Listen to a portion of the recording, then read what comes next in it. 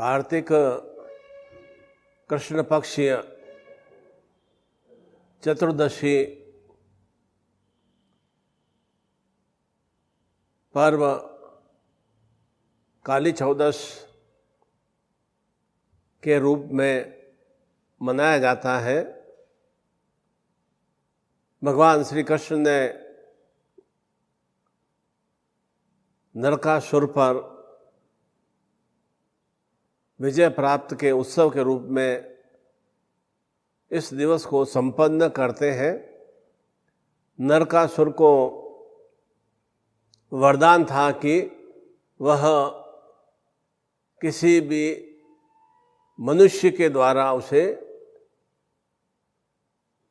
मृत्यु प्राप्त नहीं हो सकती। तब भगवान श्री कृष्ण ने सत्यभामा को, अपनी स्त्री पत्नी सत्यभामा को नरकासुर का वध करने के लिए युद्ध में लेकर गए और नरकासुर ने 16,000 लड़कियों का हरण करके उन्हें बंदी बना लिया था और अनेक तरह के वह अत्याचार करता था और वे बहुत ही अधिक संताप से और शारीरिक कष्टों से वे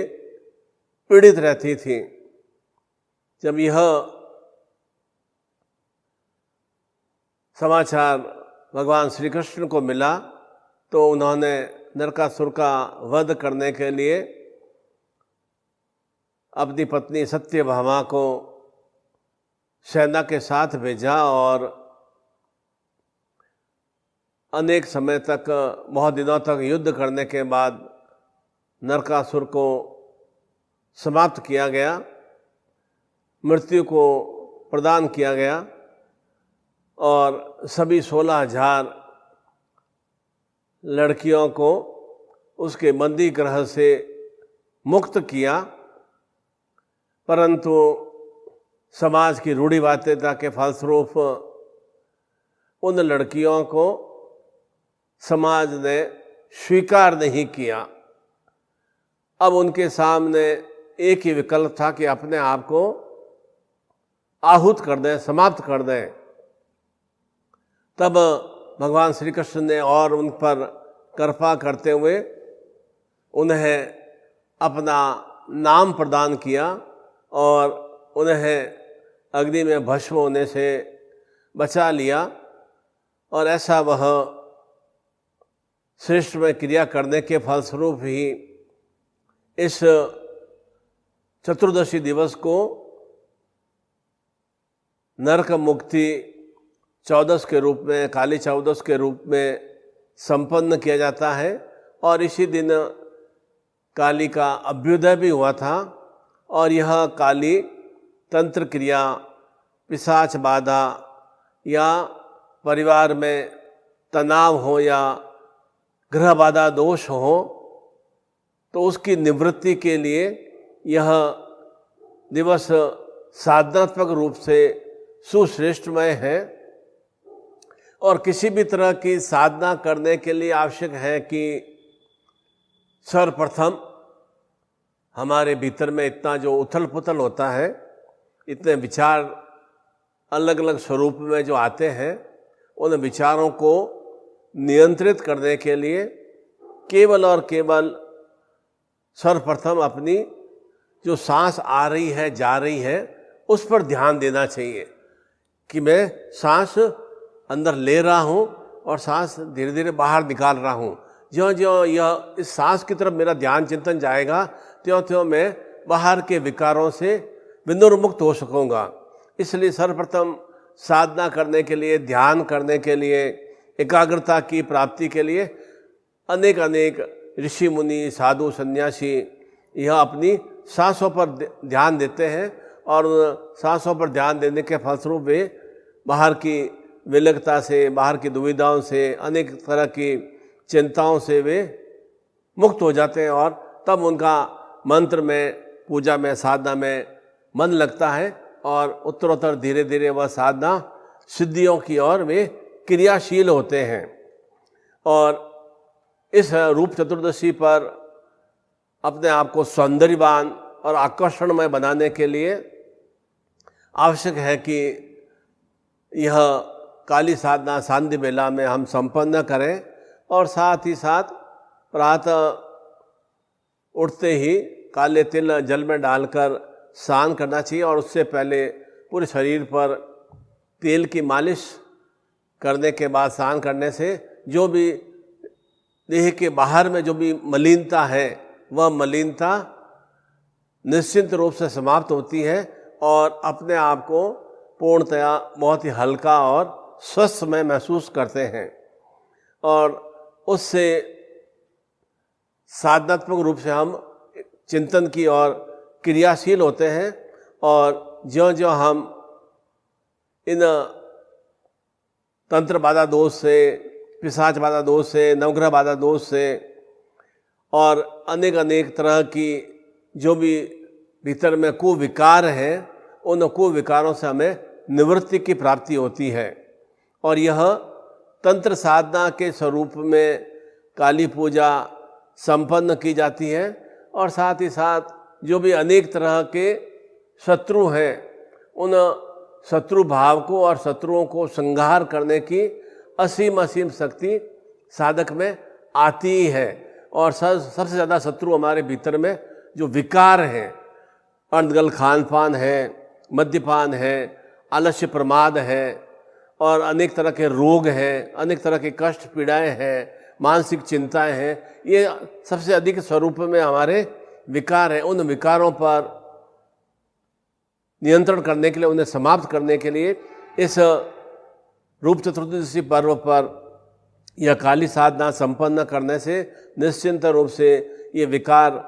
तंत्र साधना के रूप में, दुखों और कष्टों के रूप में, शत्रुओं को समाप्त करने के रूप में अवश्य ही समाप्त होते हैं। और इस दिन विशेष मंत्र ऐं क्रीं क्रीं कालिकाय स्वाहा, ऐं क्रीं क्रीं कालिकाय स्वाहा, ऐं क्रीं क्रीं कालिकाय स्वाहा, इस मंत्र का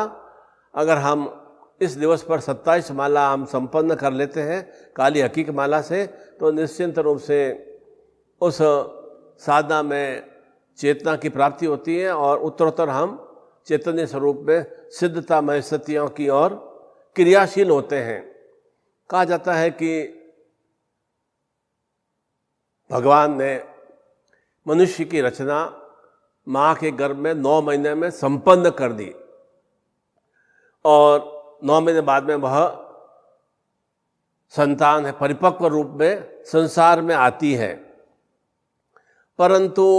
गर्भ से आने के बाद 90 वर्षों तक यदि व्यक्ति जीवित रहता है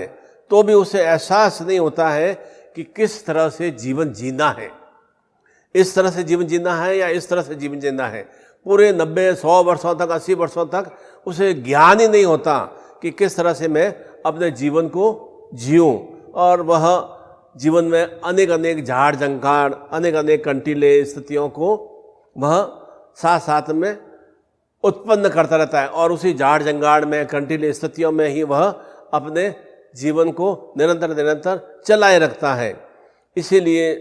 किस तरह से जीवन जीना, यह हमें सीख कोई अच्छी शिक्षा लेने से भी नहीं या किसी तरह का कोई साधना करने से भी नहीं, केवल और केवल भीतर में परिवर्तित करने की भावना चिंतन से ही हम सीख पाते हैं कि वास्तव में जीवन को किस तरह से जीना चाहिए। और जब हम सभी परमात्मा के धाम से आए हैं, एक ही घाट पर आए, घाट कौन सा? यह पृथ्वीलोक। और इस पृथ्वीलोक पर आने के बाद में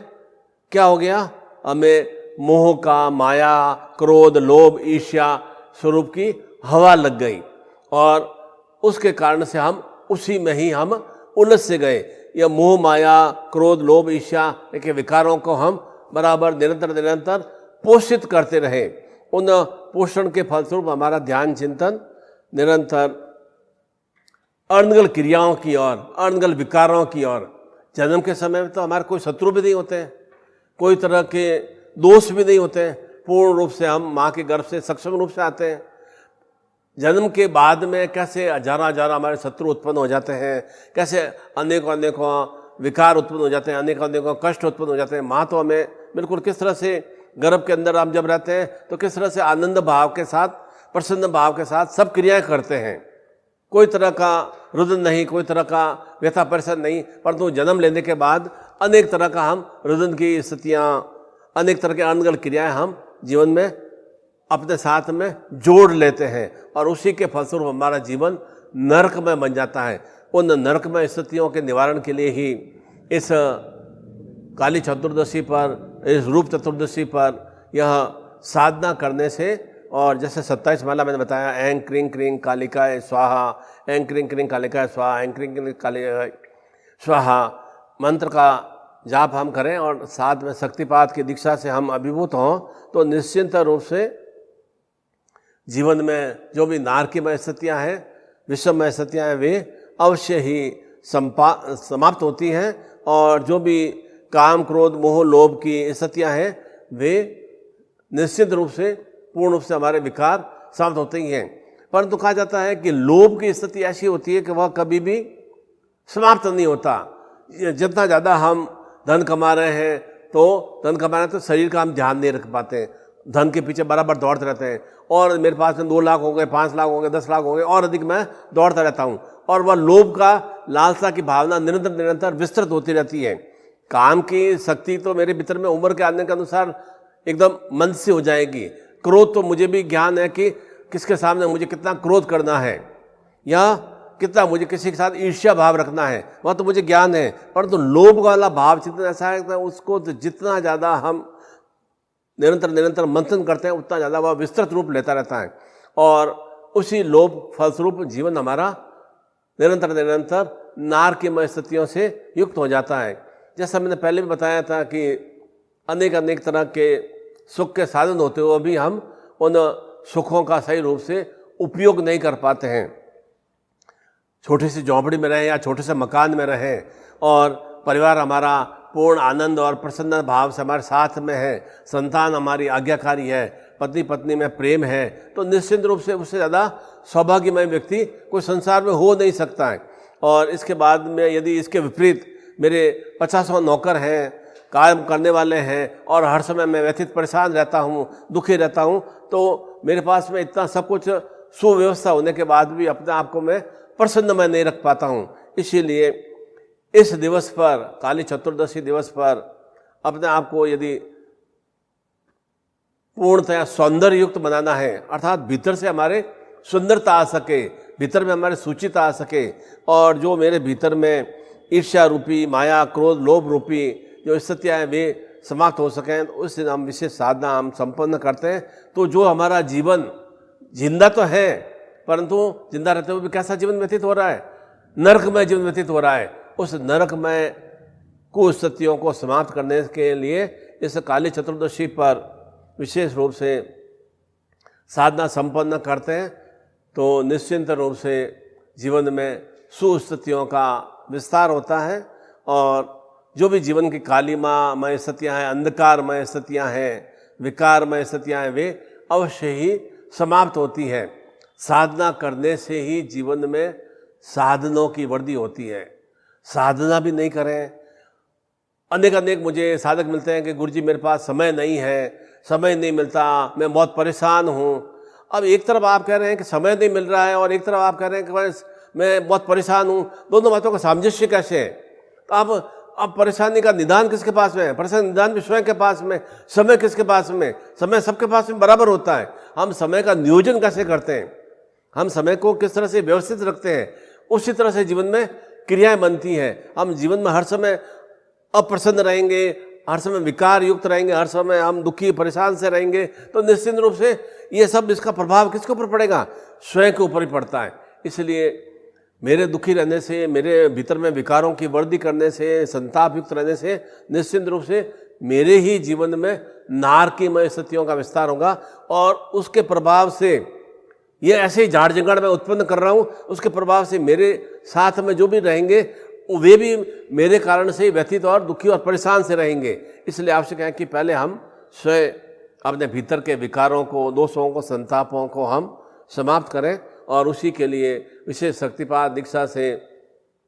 अभिभूत हों। और जो भी आपके विकार हों, संसार में प्रत्येक मनुष्य कुछ न कुछ समस्याओं से ग्रसित है, अनेक समस्याएं हैं। उन समस्याओं का या तो आप जीवन भर ढोते मृत्यु अवस्था की ओर क्रियाशील हो जाएं, अथवा कि समस्या मेरी है और उसका मुझे समाधान मुझे निश्चित रूप से करना है, मुझे ज्ञान बुद्धि है और किस तरह से